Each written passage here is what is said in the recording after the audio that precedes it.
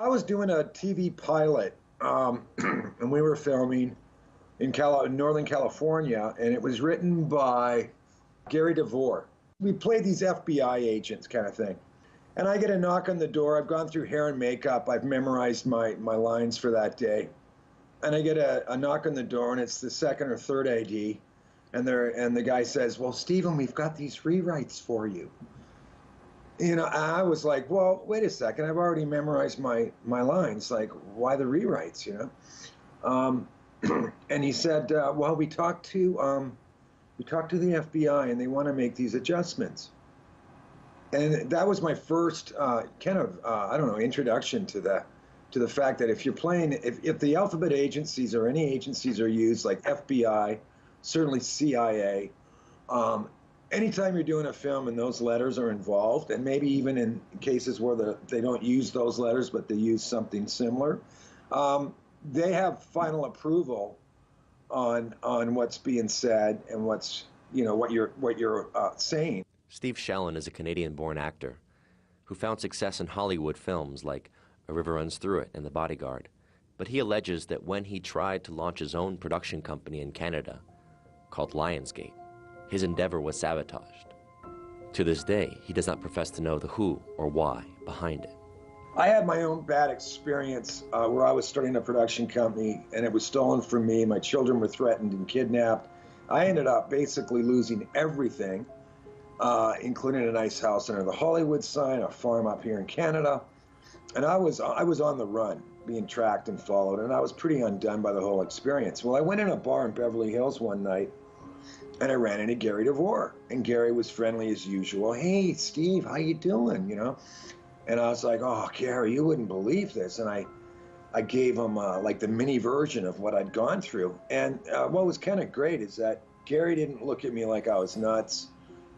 He didn't discount what I was saying. He just basically agreed with me and said, "Yeah, well, they can do that if they want." He also told me about a project he was working on that had to do with the war in Panama, and he was divulging stuff or writing about stuff, and that his buddies in the CIA were not happy.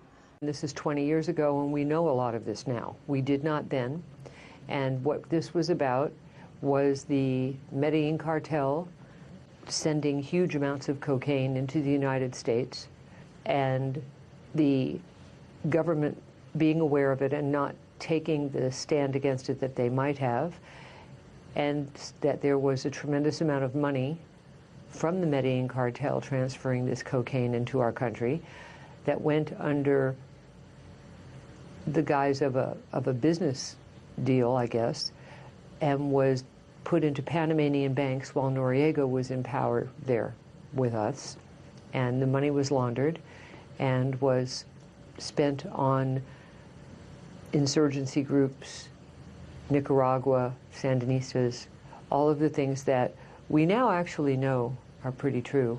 But then there was none of this known, and for reasons that I was unaware of at the time, Gary was aware of all of these things. Gary DeVore was a successful screenwriter, known for his films like The Dogs of War and Raw Deal, as well as his bizarre disappearance.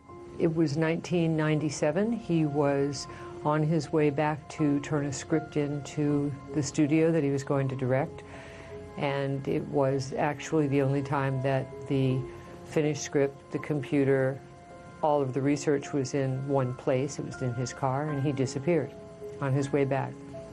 Members of the CIA and the NSA appeared in my home within the first 4 or 5 days, and many other unusual things started happening. I realized that perhaps it was not a typical crime. It only aims in one direction. It aims in the direction that this person was definitely working with the intelligence community. They said, "Don't you believe he's dead? It's been over a year." And I said, "No. If you want me to believe he's dead, give me a body." 9 days later, I was given a body. I was awakened at 7 in the morning. It was Chase Brandon calling me from Langley saying they found the car. They found the car with the body in it. And there was a 3-hour time difference, of course, between New York and LA, and at 10 o'clock, They called me from the sheriff's department in LA to tell me they'd found the car. Well, they found him a year later or whatever in his truck. The skeletal remains, and then his hands were supposedly thrown in the back of the truck. So I guess that was sending a message to anybody that if you go rogue, or if you go, off the ranch, as they say, or whatever, and you're hitting up against the CIA and what their plans are, then this is what we're going to do. And I guess cutting off the hands is really indicative of, that's his tool, right? His hands. The mystery of Gary DeVore's fate may linger as long as that of JFK, but it is intriguing that DeVore's disappearance came in 1997, the year after the CIA established its first official Hollywood liaison office.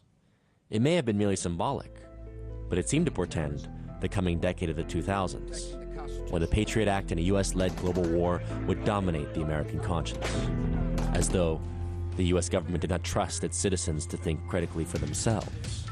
And more importantly, crises would have to unfold cathartically on the big screen, where the heroes of the American intelligence services and military would inevitably fight to defend global freedom. But behind the lies, we must ask ourselves, how much have we swallowed the pill of propaganda, evolved from psychological warfare, a phrase derived from Nazi Germany's Weltanschauungskrieg, worldview warfare?